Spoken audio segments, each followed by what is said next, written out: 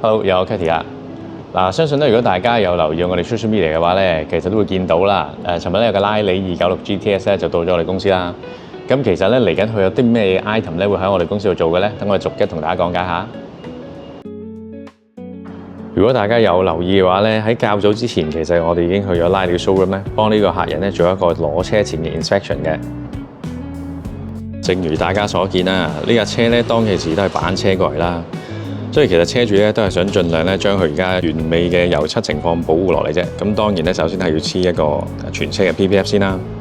咁尤其係呢條 Option Line 花呢個 Azzurro La Plata 呢個色真係非常之特別嘅。正因為係咁特別咁有價值，當然好好保護佢啦。咁除咗車身咧會用呢個美國 Terminix 嘅 PPF 之外啦，咁頭玻璃當然係唔少得啦。呢個韓國 KRX 嘅 Windshield Protection 啦。拉里嚟㗎嘛，車身又低，車速又可以咁快，唔 KRX 咗去點得啊？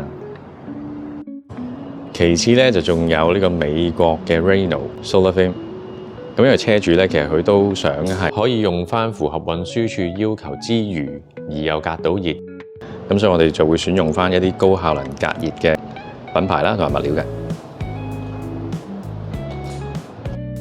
而另外咧，佢嘅頭唇啦、側裙同埋尾腰流咧，都已經係訂咗 carbon fiber 嘅件啦。咁嚟到嘅時候咧，我哋會先將嗰啲件咧全部黐晒 PPF 先，然之後咧再裝上去架車上面嘅。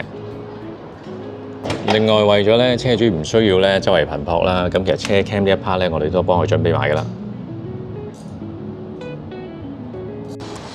跟住落嚟，我就會將以上 item 嘅施工細節同埋流程逐一 capture 翻，同大家分享翻嘅。So stay tuned.